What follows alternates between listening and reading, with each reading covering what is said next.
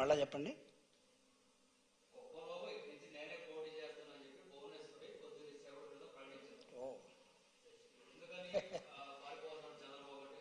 అంటే ఆయన భువనేశ్వర్ గారు చంద్రబాబు నాయుడు గారిని ట్రాన్స్ఫర్ చేశారా,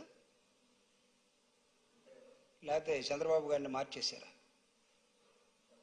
ఆ ప్రాంతం నుంచి?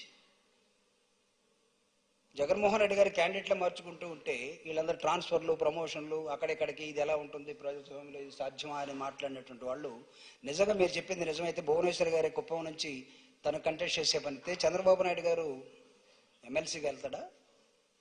ఎమ్మెల్సీకి వెళ్ళే స్థానాలను గెలవాలి కదా, లేకపోతే ఎలక్షన్ నుంచి డ్రాప్ అవుతాడా? డ్రాప్ అయితే అసెంబ్లీలో ఎక్కి ఎక్కి ఏడ్చి నేను మళ్ళా గెలిచి ముఖ్యమంత్రి అయితేనే తప్ప ఈ సభకు రానన్న నీ శబదం ఏమవుతుందో చూసుకో. మీ ఆవిడతో దాన్ని పూరిస్తానంటే పూరించుకోండి, we don't have any objection. But one thing you have to answer well, run away from the place. నువ్వు ఆ ప్లేస్ నుంచి పారిపోతున్నప్పుడు ఇదే నిజమైతే ప్రజలకు సమాధానం చెప్పు. చంద్రగిరి నుంచి కుప్పాన్ని, కుప్పం నుంచి తిప్పం ఎక్కడనుందా, తిరగం ఏడనుందా? అసలు ఆవిడ వాళ్ళ ఆయన్ని ఎందుకు మారుస్తుందో చూడాలి. లేకపోతే ఇది భువనేశ్వర్ గారి వెన్నుపూట, మా నాన్నకి వెన్నుపూట పొడిస్తే నీకు పొడవు అనుకుని ఏమన్నా పొడుస్తుందా? లోకేష్, భువనేశ్వర్ గారు తల్లి కొడుకు ఏమన్నా కుట్ర పన్నారా? తెలుగుదేశం పార్టీలో ఏం జరుగుతుందో మాకు అనవసరం.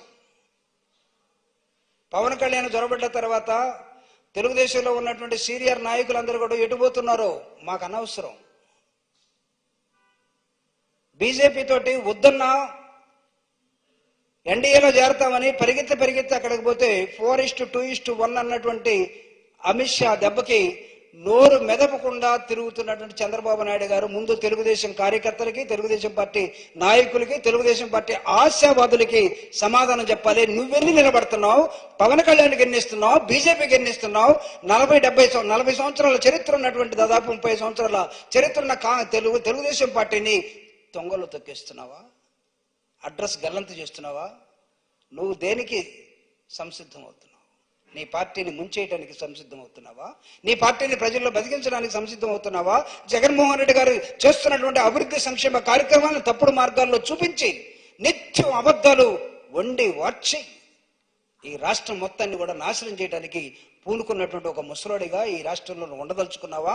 నీకు సపోర్ట్ చేసే ఒక గ్యాంగ్ ఉంటే ఉండవచ్చు, మాలాంటి వాళ్ళ మీద ఎర్రికేకలు, ఎర్రి గొంతులు లేస్తే లేవచ్చు. But remember one thing, the day will come, people will realize, people will select again and again Jagan Mohan Reddy.